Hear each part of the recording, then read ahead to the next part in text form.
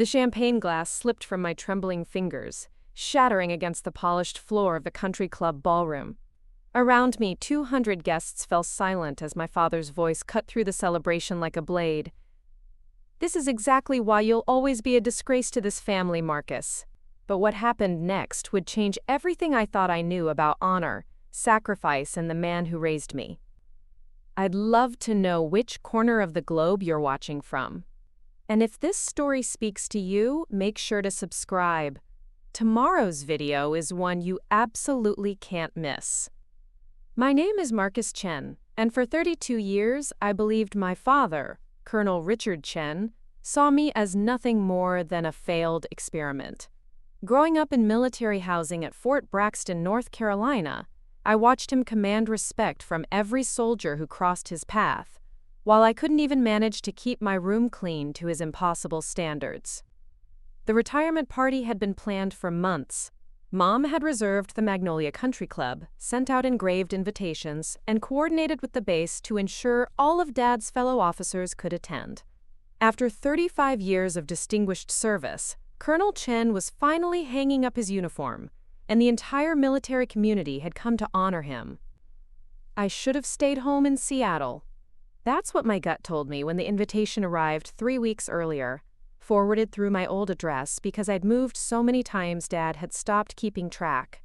But my sister Jennifer called, practically begging me to come.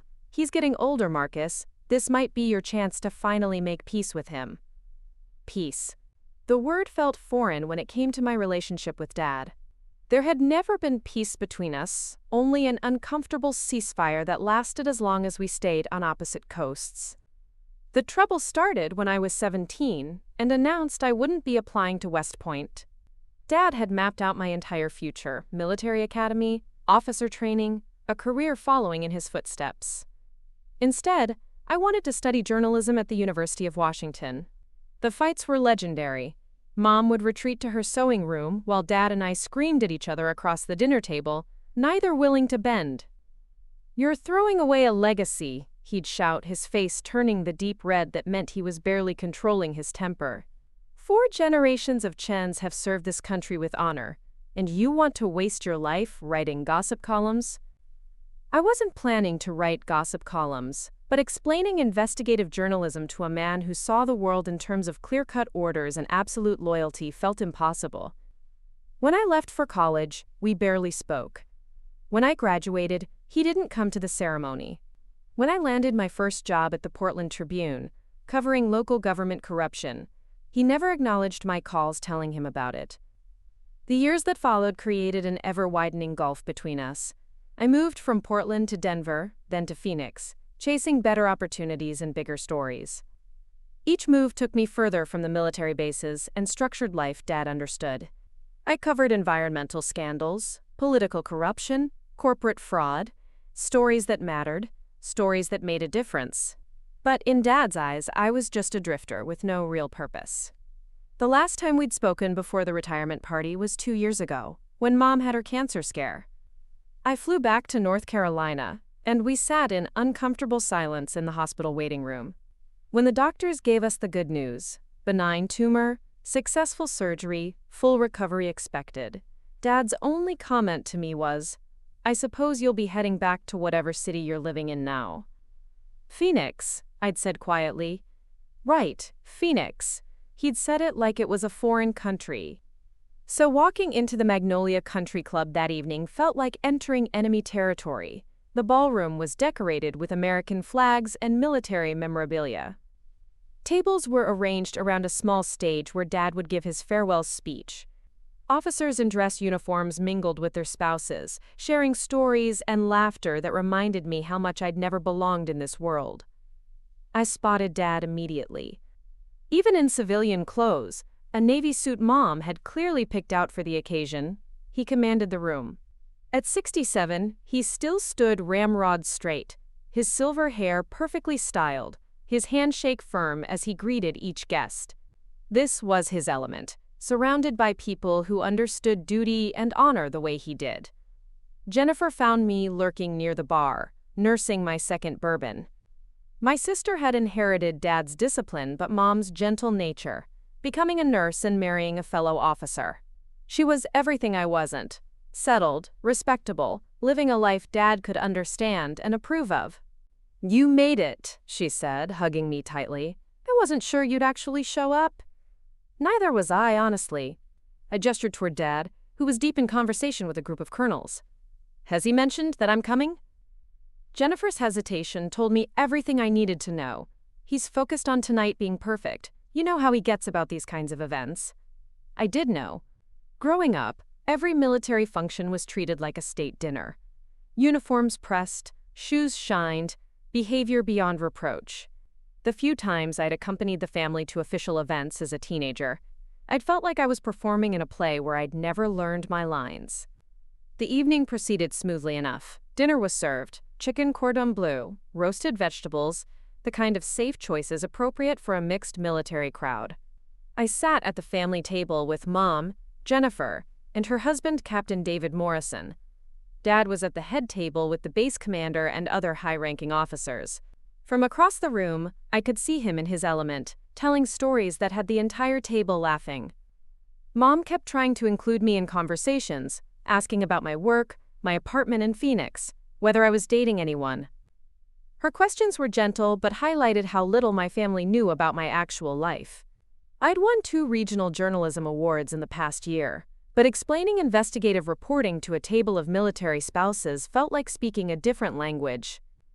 "Marcus writes for newspapers," Mom would say proudly, as if that explained everything.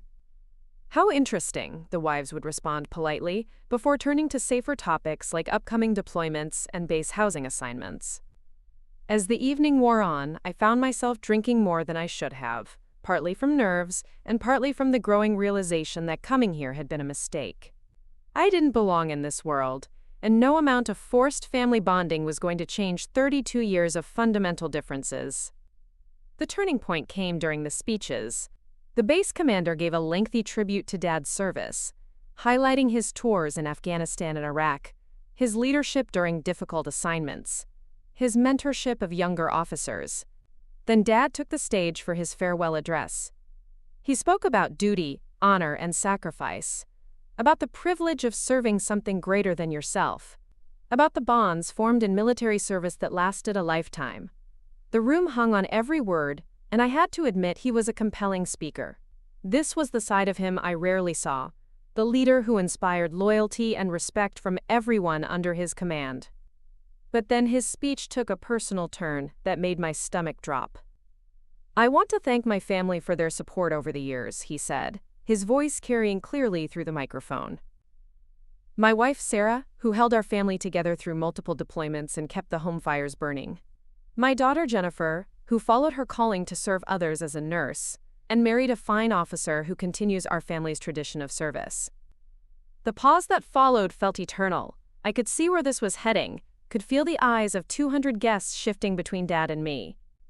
Jennifer reached under the table and squeezed my hand, but it was too late to stop what was coming. "And my son Marcus," Dad continued, his tone shifting almost imperceptibly, "who chose a different path." The words, "who chose a different path," hung in the air like smoke from a battlefield. I watched Dad's jaw tighten as he looked directly at me across the crowded ballroom. Every person in that room followed his gaze, and suddenly I felt like a specimen under a microscope.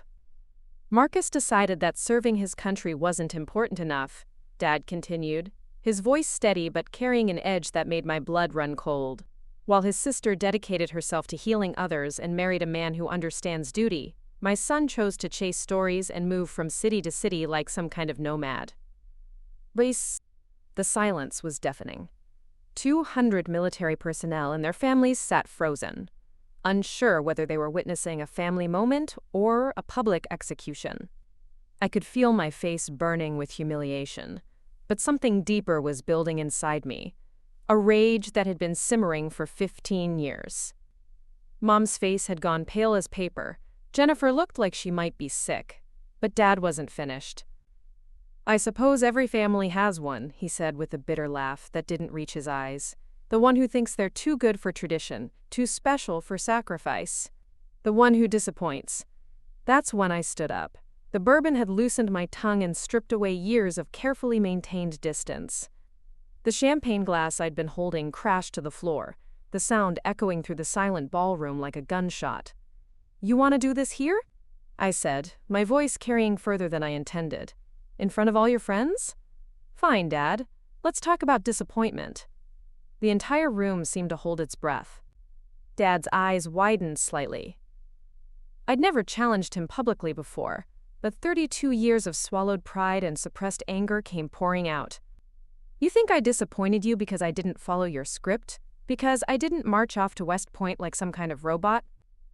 Let me tell you what real disappointment looks like." I was walking toward the stage now, my hands shaking but my voice growing stronger. Real disappointment is having a father who never once asked what I actually wanted, who never cared about what mattered to me, who treated every conversation like a military briefing instead of talking to his son. Murmurs rippled through the crowd. This was not the evening anyone had expected. Dad stepped back from the microphone, but I wasn't done. "You want to know what I've been doing all these years while I was disappointing you?"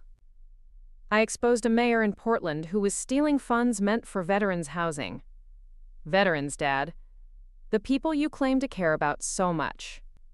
I uncovered a defense contractor in Denver who was selling faulty equipment to military bases. Equipment that could have gotten soldiers killed. A lot of love and effort went into bringing this story to life. If you're enjoying it, we'd be so grateful if you'd subscribe to our channel. Now back to where we left off. The crowd was shifting now, uncomfortable but captivated. Mom had tears streaming down her face, but she wasn't trying to stop me. Maybe she'd been waiting for this confrontation as long as I had. In Phoenix, I spent 2 years investigating a scam that was targeting military families, stealing their savings with fake investment schemes. Do you know how many families I helped get their money back? 47. 47 military families who trusted me to tell their story when no one else would listen. Dad's face had changed from righteous anger to something else. Confusion, maybe even recognition, but I was beyond caring about his reaction now.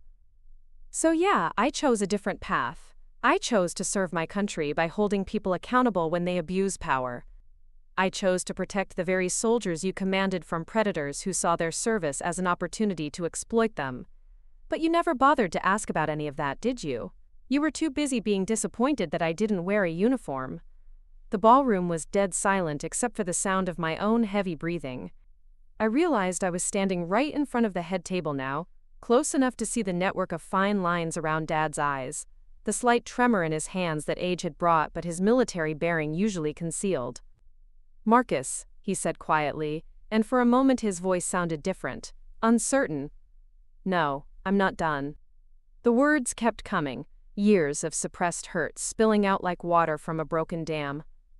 "You want to know what the real tragedy is? I became exactly what you taught me to be. You taught me to fight for what's right, to stand up to bullies, to protect people who can't protect themselves. The only difference is I do it with words instead of weapons, with investigations instead of invasions. But you were so busy being angry that I didn't choose your methods that you never saw we were fighting for the same things." That's when something unexpected happened. Someone started clapping. Slow, deliberate applause from the back of the room. I turned to see a tall man in dress uniform rising from his chair, his chest covered with ribbons and decorations that marked him as someone important. Other heads turned to look at him, and I saw recognition flash across several faces. Dad's posture straightened immediately. "General Matthews," he said, and I caught something in his voice I'd never heard before. Nervousness. The applause continued, and gradually other people began to join in. Not everyone, but enough that the sound filled the ballroom. The general, I could see his stars now as he approached, walked straight toward me with purpose. "Colonel Chen," he said, addressing my father but keeping his eyes on me, "you didn't mention that your son was the journalist who broke the Blackwater housing scandal." The name hit me like a physical blow. Blackwater housing was the biggest story of my career, a massive investigation that had taken me 18 months to complete. A development company had been building substandard housing for military families, using cheap materials and cutting safety corners while charging premium prices. When families complained about mold, electrical problems, and structural issues, they were ignored or threatened with lease violations. My investigation had revealed that the company's executives were systematically defrauding the military housing program, putting thousands of families at risk while pocketing millions in government contracts. The story had run as a 6-part series and led to congressional hearings, criminal charges, and a complete overhaul of military housing oversight. But the story had run under a shared byline with the Washington Herald, a major paper that had picked up my investigation after I'd spent months developing sources and gathering evidence. In the chaos of a national story, my individual contribution had gotten lost in the larger narrative. "I know that name," General Matthews continued, his voice carrying the authority of command. "Marcus Chen. Your investigation saved my daughter's family from a house that could have killed them.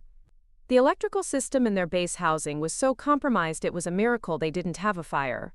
When the property management company tried to silence her complaints, your story gave her the courage to keep fighting."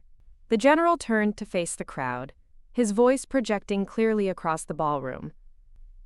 "This young man's work led to the prosecution of executives who were putting our families in danger while stealing taxpayer money. His reporting resulted in new safety standards that protect every military family living in privatized housing today." I felt like the ground was shifting beneath my feet. Dad was staring at the general with an expression I couldn't read. Surprise, confusion, maybe something else. "Sir," I managed to say, "I didn't realize. I mean, your daughter never contacted me directly."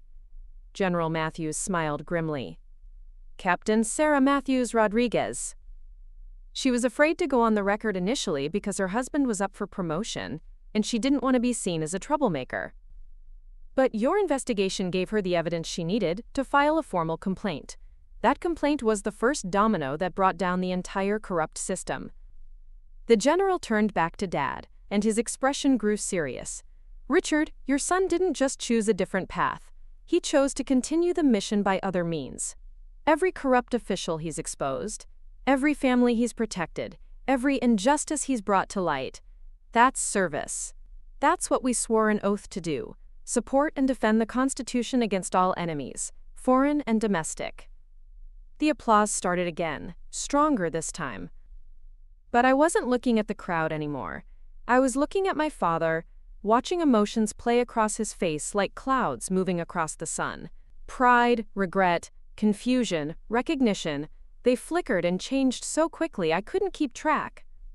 "Marcus," Dad said, and this time his voice was barely above a whisper, but in the silence of the ballroom it carried clearly.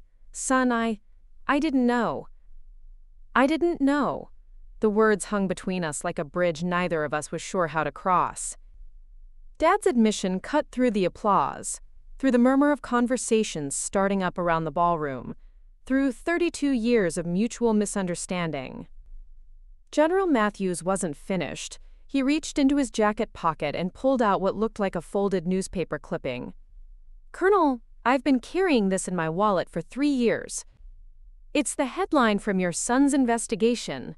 Military families at risk, how defense contractors put profits over safety." Below it is a smaller headline: "Local journalist exposes national scandal." That journalist was Marcus. He handed the clipping to Dad, whose hands trembled slightly as he unfolded it. I watched my father's eyes scan the text, saw his expression change as he read my name in the byline for what might have been the first time. "But there's more you should know," the general continued, addressing the entire room now. "Marcus Chen's work didn't stop with housing. Last year, he uncovered a fraudulent charity that was claiming to help wounded veterans, but was actually funneling donations into the founder's personal accounts. His investigation led to the arrest of 5 individuals and the recovery of over $2 million that was returned to legitimate veteran organizations." The room erupted in murmurs. I felt exposed, like every eye in the place was dissecting me. This wasn't how I'd imagined this evening going. Hell, I'd never imagined any of these people would know my work, let alone care about it. A woman at one of the front tables stood up. She was wearing the dress uniform of an army major, her dark hair pulled back in regulation style. "Excuse me," she said, her voice carrying clearly. "I'm Major Lisa Thompson. I wanted to thank Mr. Chen personally." She walked toward us, and I saw something in her bearing that reminded me of Dad, that particular confidence that came from years of military service. My brother was one of the veterans targeted by that charity scam. He lost his savings, money he was planning to use for college. When your investigation broke the story, it gave us hope that someone actually cared about what happened to us. Another person stood up, then another. A retired sergeant whose family had lived in one of the contaminated housing units. A young lieutenant whose deployed husband had nearly been sold faulty body armor by one of the contractors I'd exposed. A military spouse whose veteran father had been targeted by the investment scam I'd investigated in Phoenix. Each story hit me like a physical blow. These weren't abstract bylines in newspapers anymore. These were real people, whose lives had been affected by the work I'd been doing while my father thought I was just chasing stories. Dad was still holding the newspaper clipping, his eyes moving between the paper and the faces of his colleagues who were sharing their stories. I watched something shift in his expression, like puzzle pieces finally clicking into place. "How long has this been going on?" he asked quietly. "How long have you been doing this kind of work?" "Since Portland," I said, "my first job out of college. I started covering City Hall corruption, but I kept running into stories that involved veterans, military families, defense contractors.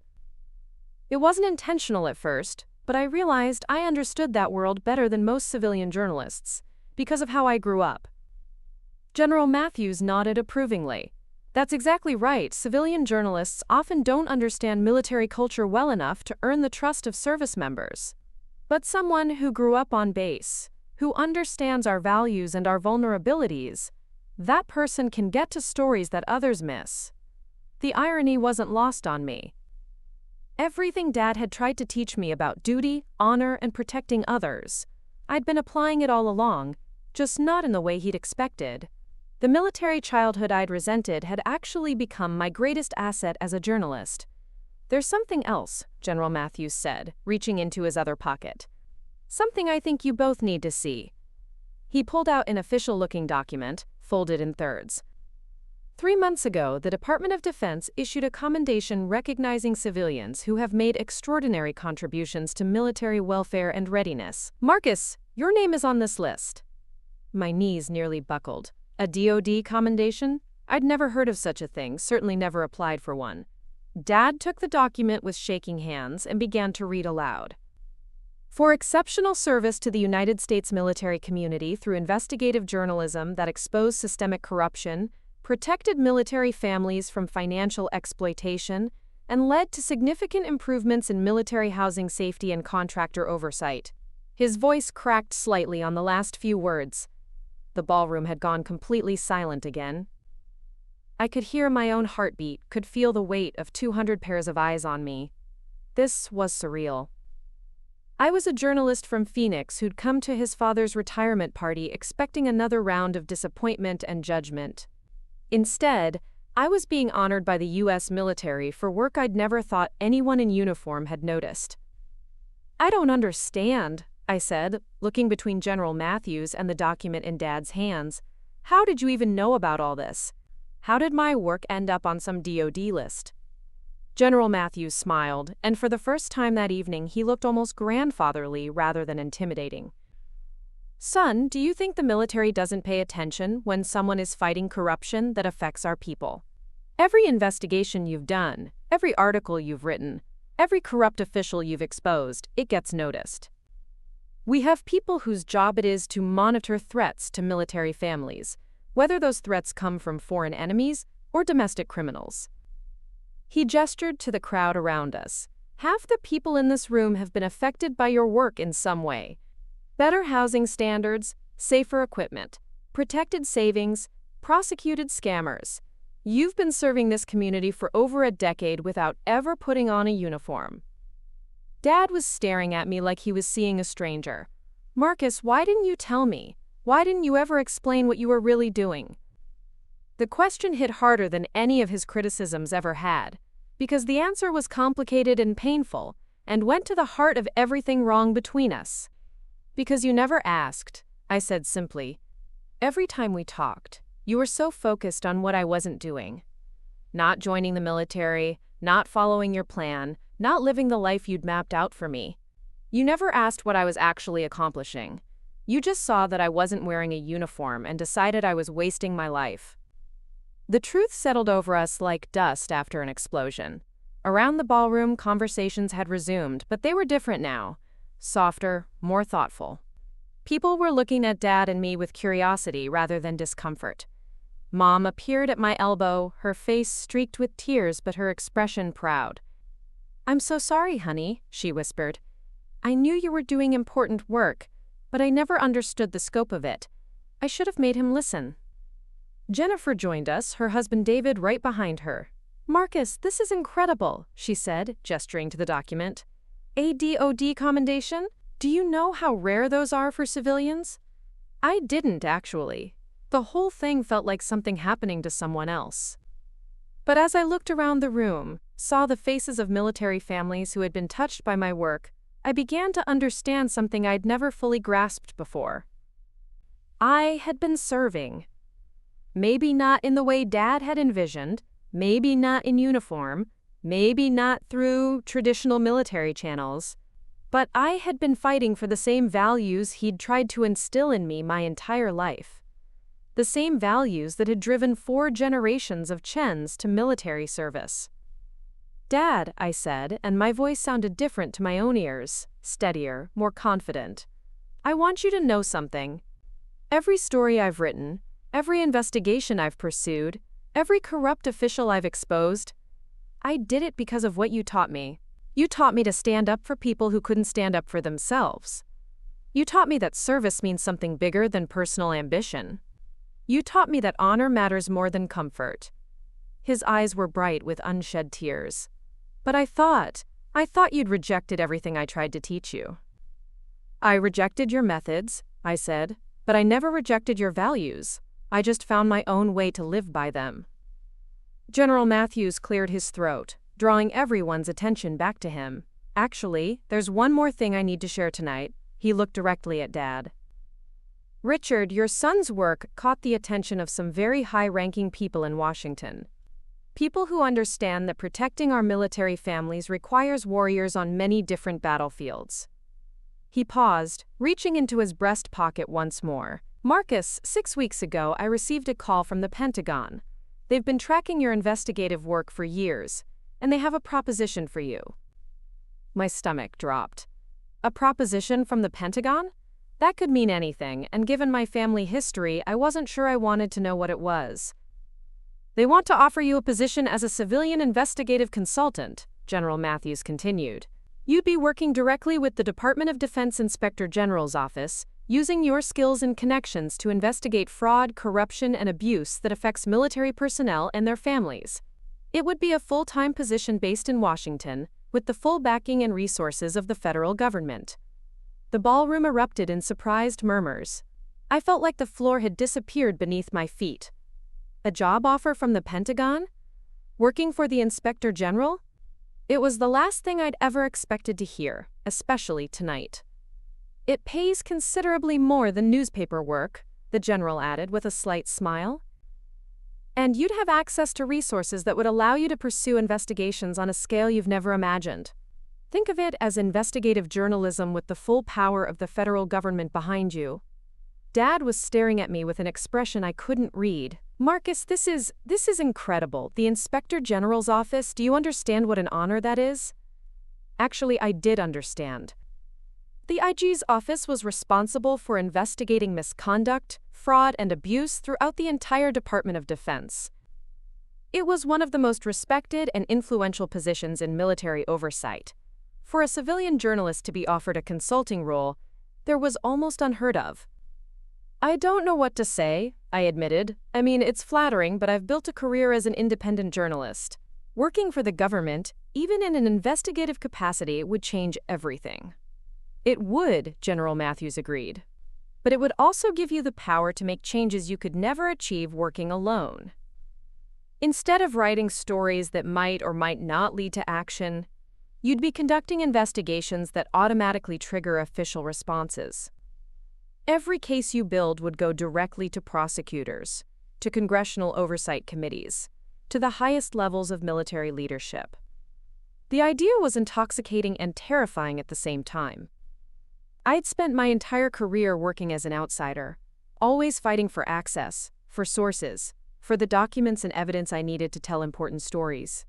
The thought of having official backing, of being able to demand cooperation rather than beg for it, was almost overwhelming. But there was something else. I looked at Dad, saw the pride and hope in his eyes, and realized this offer represented something much bigger than a career change. It was a bridge between the worlds we'd inhabited separately for so many years. "There's no pressure to decide tonight," General Matthews said. "But I wanted you to know about the offer, and I wanted your father to understand the level of respect your work has earned within military circles." A colonel I didn't recognize stepped forward from the crowd. "Mr. Chen, I'm Colonel Patricia Hayes, currently stationed at the Pentagon. I've been following your work for 3 years, ever since your investigation into the medical equipment fraud that was affecting wounded warriors. Your reporting saved lives, and more importantly, it showed us patterns of corruption we hadn't been able to see from the inside." Another officer joined her. Lieutenant Colonel James Rodriguez. "My wife was one of the military spouses targeted by that investment scam you exposed in Phoenix. We got our money back because of your investigation, and the criminals went to prison. You gave us justice when no one else would listen." The testimonials kept coming. A Navy commander whose sailors had been protected from faulty equipment because of my reporting. An Air Force major whose base housing had been upgraded following one of my investigations. A Marine captain whose deployment had been safer because I'd exposed a contractor selling substandard supplies. Each story built on the others, creating a picture of impact I'd never fully understood. I'd always seen my work as individual articles, separate investigations that might help some people.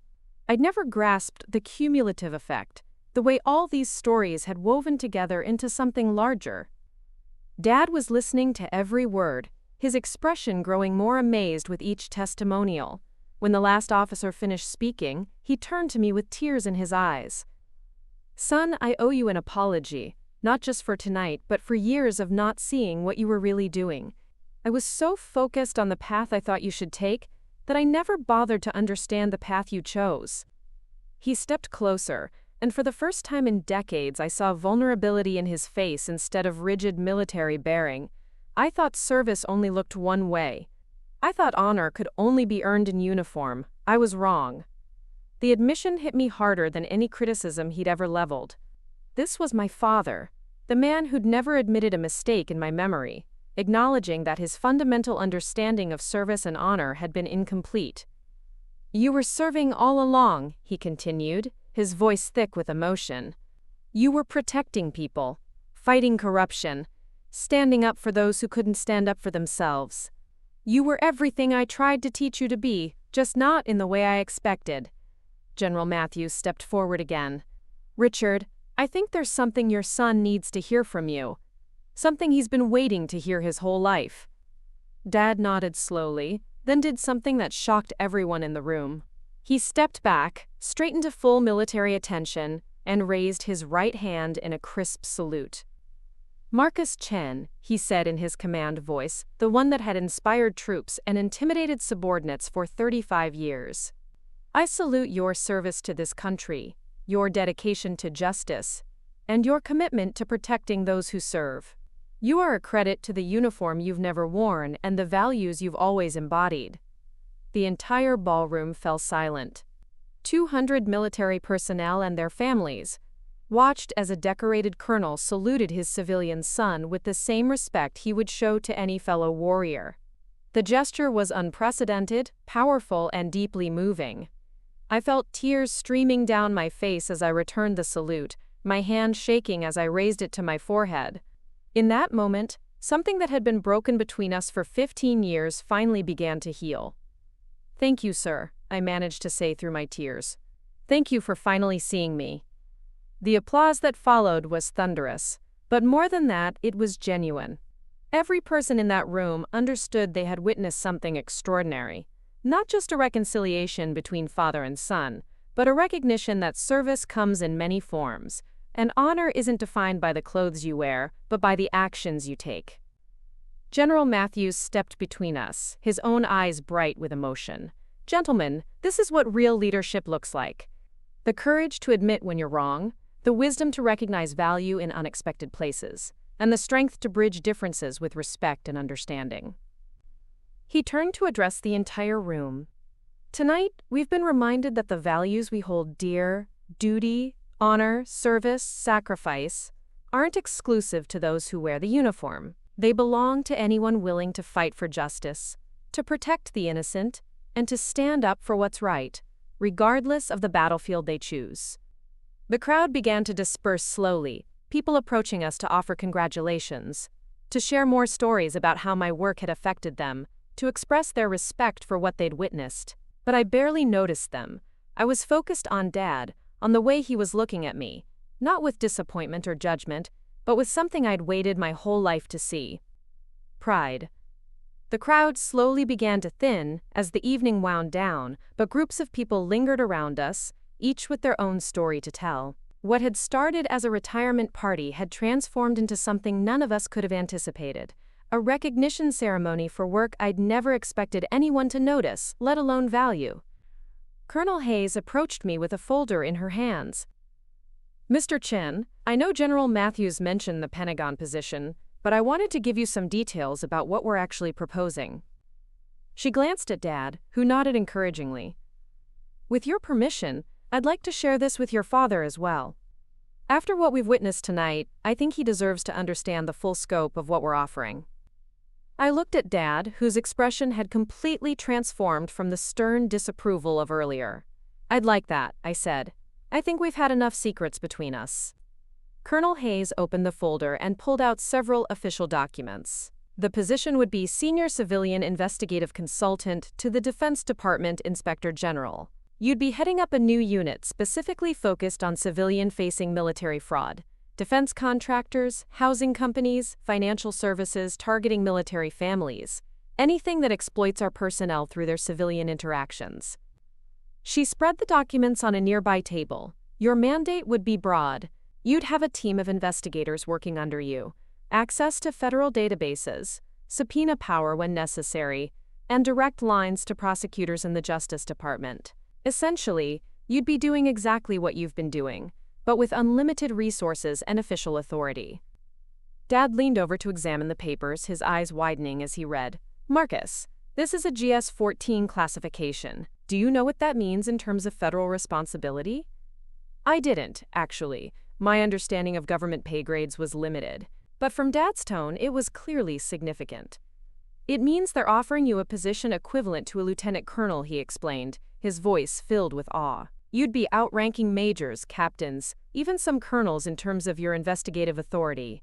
This is unprecedented for a civilian journalist." General Matthews rejoined our conversation. "Richard's right. We don't offer this level of authority lightly. But Marcus has proven himself capable of handling complex, sensitive investigations that affect military readiness and family welfare. He's earned this level of trust." The weight of the offer was starting to sink in. I'd spent my career scraping for access, begging sources to talk to me, fighting for documents through freedom of information requests that could take years to fulfill. The idea of having official investigative powers, of being able to compel cooperation instead of hoping for it, was almost overwhelming. "There's something else," Colonel Hayes continued. "The position comes with security clearance, not just access to classified information, but the ability to investigate classified programs when fraud or misconduct is suspected. You'd be seeing the military from the inside in a way very few civilians ever do." A security clearance. I'd never imagined needing one, let alone being offered one. The irony wasn't lost on me. The son who'd rejected military service was being invited into the most secure levels of military oversight. But there was a bigger question looming.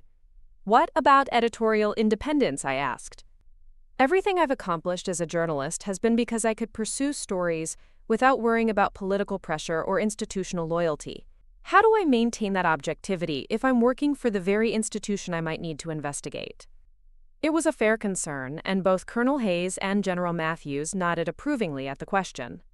"That's exactly why we want you," General Matthews said. "Someone who asks that question is someone we can trust to maintain integrity even within the system." The Inspector General's office operates with considerable independence, precisely because its mission is to hold the military accountable to its own standards. He gestured to the crowd around us. Every person in this room tonight has benefited from your independence as a journalist. We're not asking you to give that up. We're asking you to bring it inside, to help us police ourselves more effectively. Jennifer appeared at my elbow, having overheard the conversation. Marcus, this is incredible. Do you realize what this means? You'd be moving back to the East Coast, working at the Pentagon, doing investigations that could affect military policy at the highest levels. She was right, and the implications were staggering. For 15 years, I'd been an outsider looking in, writing stories about military issues from the perspective of a civilian journalist. This position would make me an insider with the power to create change directly, not just write about problems and hope someone else would fix them. But it would also mean leaving behind the independence I'd fought so hard to maintain. I'd be part of the system, subject to its rules and hierarchies, accountable to supervisors and review boards. The freedom to pursue any story that interested me would be replaced by official assignments and institutional priorities. I need time to think about this, I said finally. It's not a decision I can make lightly. Of course, General Matthews agreed. Take all the time you need. But I want you to know that this offer represents more than just a job change. It represents recognition at the highest levels that your work matters. That your approach to investigating military-related fraud has been not just effective, but exemplary. Mom had been listening quietly, but now she stepped forward. Marcus, honey, whatever you decide, your father and I are proud of you. We should have been saying that all along. She turned to Dad, her expression firm. Richard, we need to talk privately. There are things that need to be said, apologies that need to be made. 15 years of missed opportunities to be proud parents. Dad nodded solemnly. You're right, Sarah. Marcus, would you be willing to have breakfast with us tomorrow morning? Just the three of us? I think there's a lot we need to discuss. The idea of a family breakfast, of sitting down with my parents as an adult rather than as the disappointing son who'd rejected their expectations, felt surreal. But it also felt necessary. I'd like that, I said. I think I'd like that very much. As the evening continued to wind down, something remarkable happened. Officers began approaching Dad not just to congratulate him on his retirement, but to talk about me, about my work, about the investigations I'd conducted, about the impact my reporting had made on their lives or the lives of people they knew. I watched my father's expression change with each conversation. The pride that had been missing for so many years was finally there, unmistakable and genuine. He began introducing me to his colleagues, not as my son Marcus, but as investigative journalist Marcus Chen, with a tone of respect I'd never heard from him before. Lieutenant Colonel Rodriguez approached with his wife, a petite woman with intelligent eyes and a firm handshake. Mr. Chen, I'm Maria Rodriguez. I was one of the victims of that Phoenix investment scam you investigated. I wanted to thank you personally. She turned to Dad. Colonel, your son didn't just get our money back. He gave us hope when we thought we'd lost everything. These scammers were specifically targeting military families because they thought we wouldn't know how to fight back. Marcus proved them wrong. Her husband nodded emphatically. Sir, your son's investigation led to the prosecution of a network that had stolen over $12 million from military families across 6 states. Without his work, those criminals would still be operating.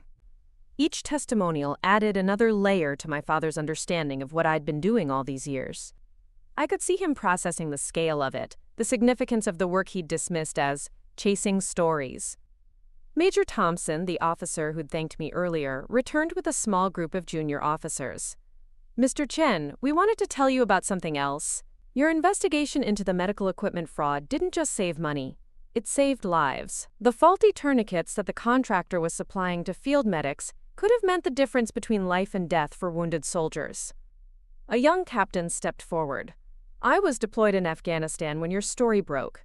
Within a week, all the suspect equipment was recalled and replaced. I can't prove it, but I believe your investigation may have saved some of my soldiers from bleeding out in situations where every second counted. The weight of these revelations was overwhelming. I'd known my work was important, but I'd never fully grasped the life and death implications of some of these investigations. The abstract concept of military readiness suddenly became very personal when I was talking to soldiers whose lives had potentially been saved by my reporting. Dad was listening to every word, his eyes bright with tears he was trying to suppress. When the group moved on, he turned to me with an expression I'd never seen before. "Marcus, I need to ask you something, and I want an honest answer. All these years when I thought you were just drifting from job to job, moving from city to city without purpose, were you actually following these stories? Were you building this body of work deliberately?" It was a perceptive question, and it deserved an honest answer. "Yes and no," I said. I wasn't planning a career in military-related investigations when I started. But I kept encountering these stories, and I realized I had insights that other journalists didn't. Growing up on base, understanding military culture, and knowing how to earn the trust of service members, it gave me access to sources and stories that civilian journalists couldn't reach. I paused, remembering the evolution of my career. After the first few investigations, I started seeking out these stories deliberately. I realized there was a gap in coverage, that military families were being targeted by criminals who thought they were easy marks. Someone needed to be watching out for them. Dad was quiet for a long moment. When he spoke, his voice was thick with emotion. "You were protecting them. All these years you were protecting our people." "I was trying to," I said simply, "just not in the way you expected." General Matthews had been listening to our conversation, and now he stepped forward with a final observation. "Richard, your son has been serving this country with the same dedication and integrity that you've shown throughout your career. The only difference is the uniform. But the mission, protecting those who serve, maintaining the honor of our institutions, fighting corruption that threatens our readiness, that mission has been identical." He turned to me. "Marcus, regardless of whether you accept the Pentagon position, I want you to know that your work has been noticed at the highest levels. The Secretary of Defense has read your investigations. Congressional oversight committees have used your reporting in their hearings. You've been serving whether you realized it or not." As the evening finally came to an end, people began saying their goodbyes. But they weren't the polite, generic farewells typical of military functions. These were personal thank yous, expressions of genuine gratitude, invitations to stay in touch. I exchanged contact information with officers whose families had been helped by my work, with officials who wanted to share tips about ongoing investigations, with people who had become invested in my success. Dad stood beside me through all of it, no longer the disappointed father trying to manage an embarrassing son, but a proud parent watching his child receive recognition for years of dedicated work. The transformation was complete and profound. As we prepared to leave, General Matthews pulled me aside one final time. "Marcus, I meant what I said about taking time to consider the Pentagon offer. But I want you to think about something else. Tonight, you've seen how your work has affected this community. Imagine what you could accomplish with official authority, unlimited resources, and a team of dedicated investigators working under your direction." He handed me his business card. "Call me when you're ready to discuss details, but don't wait too long. There are investigations waiting for someone with your skills and integrity." Walking out of the Magnolia Country Club that night, I felt like a different person than the one who'd walked in 3 hours earlier. The son who'd arrived expecting another round of disappointment and judgment was leaving as a recognized contributor to military welfare, someone whose work had been valued and respected by the very community I'd thought had rejected me. But more importantly, I was leaving with something I'd waited 32 years to receive: my father's respect, pride, and understanding. The bridge between us had finally been built, constructed from mutual recognition that service comes in many forms, and honor isn't defined by the uniform you wear but by the integrity with which you live your life. 3 months later, I found myself standing in the Pentagon, wearing a visitor's badge and carrying a folder full of documents that would change my life forever. The decision to accept the Inspector General position hadn't been easy, but the breakfast with my parents the morning after the retirement party sealed it. That conversation had been unlike anything we'd ever shared. Dad had apologized, really genuinely apologized, for years of misunderstanding my work and dismissing my choices. Mom had cried, as she admitted they'd both been too proud to admit they didn't understand what I was doing, too stubborn to ask the right questions. We'd talked for 4 hours, finally bridging the gap that had separated us since I was 17. But the real turning point had come when Dad said something that still echoed in my mind. "Son, I spent 35 years serving in uniform, and I'm proud of that service. But you've spent 15 years serving without recognition, without official support, often without thanks. That takes a different kind of courage, and I should have recognized it sooner. Now, walking through the corridors of the Pentagon toward my first official meeting as senior civilian investigative consultant, I thought about how dramatically my life had changed. The apartment in Phoenix was rented out to a colleague. My few possessions had been shipped to a townhouse in Arlington, Virginia, just across the river from the capital. For the first time in my adult life, I was living within driving distance of my parents.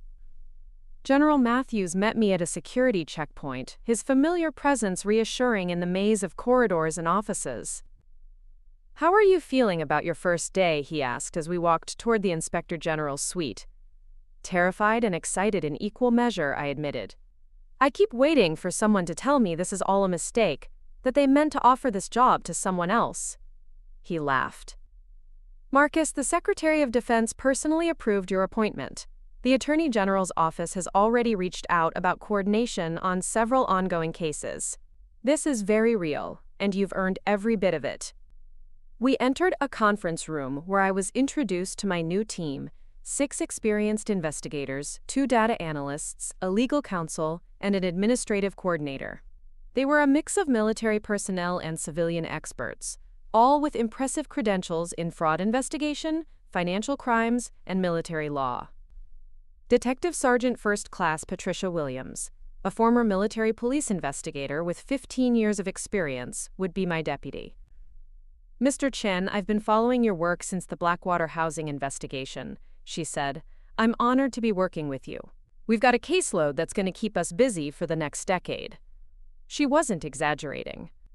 The files spread across the conference table represented dozens of ongoing investigations, each one involving fraud, corruption, or abuse targeting military personnel or their families, defense contractors selling faulty equipment, financial services companies targeting military families with predatory loans, housing companies cutting safety corners to maximize profits, medical providers billing for services never rendered to veterans.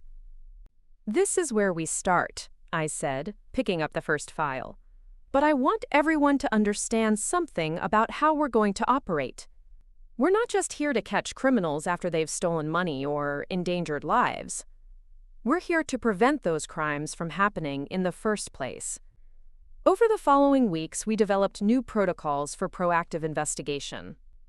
Instead of waiting for complaints to reach us through official channels, we actively monitored patterns that might indicate emerging fraud schemes. We built relationships with advocacy groups, military family support organizations, and veteran service organizations that could alert us to problems before they became widespread.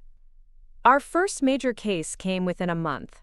A data analyst named Kevin Park had identified unusual patterns in disability insurance claims involving recently discharged veterans. Companies were specifically targeting veterans with PTSD or traumatic brain injuries, selling them expensive policies with terms so complex that the veterans couldn't understand they were essentially worthless. "It's sophisticated," Park explained during our team briefing.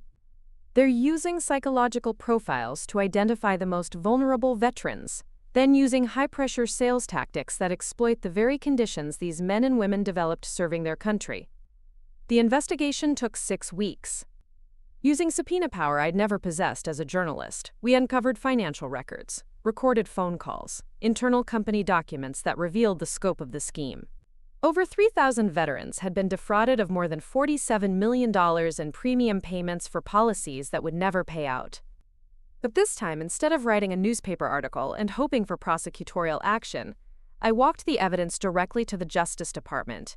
Within days, federal prosecutors had filed charges against 17 individuals and frozen the assets of 4 companies.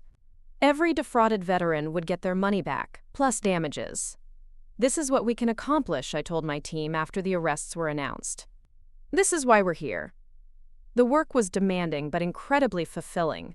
Each investigation felt like it mattered in ways my newspaper articles never had. When we exposed a network of fraudulent medical providers bilking the VA system, we didn't just write about the problem, we shut it down and ensured the stolen money was returned to fund actual veteran care. When we discovered defense contractors inflating prices on basic supplies by 400%, We didn't just report the overcharges. We initiated procurement reforms that would save taxpayers hundreds of millions of dollars annually. But the most satisfying case came 6 months into my new role. We received a tip about a charity claiming to build homes for wounded veterans that was actually funneling donations into luxury purchases for its executives. The investigation revealed a pattern of exploitation targeting the most generous impulses of American citizens who wanted to support wounded warriors. As we built the case, I found myself thinking about all the times Dad had talked about the importance of protecting those who couldn't protect themselves. These wounded veterans, dealing with physical injuries, psychological trauma, and the challenges of transitioning to civilian life, were being targeted precisely because their vulnerabilities made them easy marks for predators. The day we arrested the charity's leadership, recovering $23 million in fraudulent donations, Dad called me at the office. "I saw the news about the Wounded Warrior charity case," he said, his voice thick with pride. "Marcus, what you did there. Exposing people who were stealing money meant to help our most injured veterans. That's exactly the kind of service I always hoped you'd provide." It was the validation I'd waited my entire life to hear, made all the more meaningful because I'd finally found a way to serve that honored both his values and my own skills. The transformation in our relationship was complete and profound. Dad had become one of my most valuable sources, connecting me with veterans groups, sharing insights about military culture that helped me understand the context of various fraud schemes, and occasionally providing introductions to sources who might not otherwise trust a civilian investigator. We had dinner together every few weeks now, sometimes including Mom and Jennifer, sometimes just the two of us. The conversations were completely different from our painful exchanges of the past. Instead of defending my choices or justifying my career, I found myself sharing details about ongoing investigations, seeking his advice about military protocol, and learning about the deeper cultural dynamics that made certain fraud schemes successful. "You know what's interesting?" Dad said during one of these dinners. "Your work has taught me things about military vulnerability I never understood during my active duty years. I knew about external threats, enemy forces, hostile governments, terrorist organizations.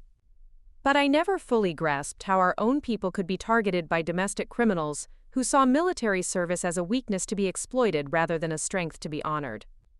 It was a profound observation, and it highlighted something important about the work we were doing. Military personnel were often targeted, not despite their service, but because of it. Scammers assumed that military discipline would make service members less likely to question authority figures. Financial predators believed that military families' frequent relocations would make them desperate for quick housing or loan solutions. Medical fraudsters counted on veterans' trust in anyone claiming to provide care for service-related injuries. Understanding these dynamics had become crucial to our investigative approach. We weren't just looking for evidence of crimes after they'd been committed. We were trying to identify the psychological and cultural vulnerabilities that made military families susceptible to exploitation in the first place. 1 year into my new role, General Matthews invited me to brief a Senate subcommittee on military readiness about our work. Testifying before Congress was surreal. Me, the journalist who'd spent years fighting for access to information, now being asked to share our findings with the nation's lawmakers. "Senator," I said in response to a question about the scope of fraud targeting military families, "our investigations have revealed that military personnel and their families face a unique constellation of vulnerabilities that make them attractive targets for financial predators. Frequent relocations disrupt banking relationships and credit histories. Deployment schedules create time pressures that make careful research difficult. The culture of following orders and trusting authority can be exploited by sophisticated scammers." I outlined the cases we'd developed, the millions of dollars we'd recovered, the reforms we'd implemented. But I also emphasized something that had become central to my understanding of this work. The men and women who serve our country deserve better than to return home and discover that their service has made them targets for domestic criminals. Every dollar stolen from a military family, every veteran exploited by a fraudulent charity, every service member endangered by faulty equipment. These aren't just financial crimes. They're attacks on military readiness and national security. The hearing generated significant media coverage. and several news outlets ran features about my transition from investigative journalist to federal investigator. The irony wasn't lost on me. I was now being covered by the same type of journalists I'd been just 2 years earlier. But the most meaningful response came from an unexpected source. The day after the hearing, I received a handwritten letter from Colonel Hayes, the Pentagon officer who'd first explained the job offer to me. "Marcus," she wrote, "watching you testify before Congress yesterday, I was struck by something your father said at his retirement party. He saluted your service that night, recognizing that honor and duty come in many forms. Yesterday, watching you advocate for military families with the same passion and integrity you showed as a journalist, I understood that his salute was prophetic. You found your uniform. It just doesn't look like anything we expected." The letter reminded me of something I'd learned over the past year. Service isn't defined by the institution you represent, but by the values you embody and the people you protect. Whether I was wearing a press badge or a federal ID, whether I was working for a newspaper or the Inspector General's office, the mission remained the same: holding powerful people accountable and protecting those who couldn't protect themselves. 2 years after that confrontational night at the Magnolia Country Club, Dad and I attended another military function together, the annual awards dinner for the Military Family Support Foundation. But this time, instead of sitting at separate tables nursing mutual resentment, we sat together as he watched me receive an award for civilian service to military families. As I walked to the podium to accept the recognition, I thought about the journey that had brought us to this moment. The son who'd once been called a disgrace to his family was now being honored for work that his father finally understood and respected. But the real victory wasn't the award or the recognition. It was the moment when I returned to our table and saw Dad's face, not just proud, but genuinely happy. The man who'd spent 35 years in uniform had finally recognized that his son was serving the same mission, fighting the same fights, protecting the same people. "You know," he said as we drove home that night, "I spent so many years wishing you'd become the son I thought I wanted. I never stopped to appreciate the son you actually were." It was the perfect summary of our journey together. From mutual disappointment to mutual respect, from misunderstanding to recognition, from conflict to partnership. The road had been longer and more painful than either of us had expected, but we'd finally arrived at a place where we could stand together. 2 different kinds of warriors serving the same cause. The champagne glass that had shattered on the ballroom floor that night at his retirement party had marked the end of one relationship and the beginning of another. The fragments of our old misunderstandings had been swept away, replaced by something stronger and more honest. I was still Marcus Chen, investigative journalist turned federal investigator. He was still Colonel Richard Chen, retired but never really out of service. But now we were also father and son, united by shared values and mutual respect, working together to protect the people and institutions we both loved. The salute he'd given me that night had been more than a gesture of recognition. It had been a promise that we would never again let misunderstanding divide us, never again assume we knew each other's hearts without taking the time to truly listen. And in the end, that promise had transformed not just our relationship, but our understanding of what service really means, and how many different ways there are to honor the oath to support and defend those who cannot defend themselves. Looking for more? We've got 2 amazing stories ready for you right on screen. If this one touched you, these are absolutely worth your time. Click to watch them now. And hey, subscribe and hit that bell to never miss our latest uploads.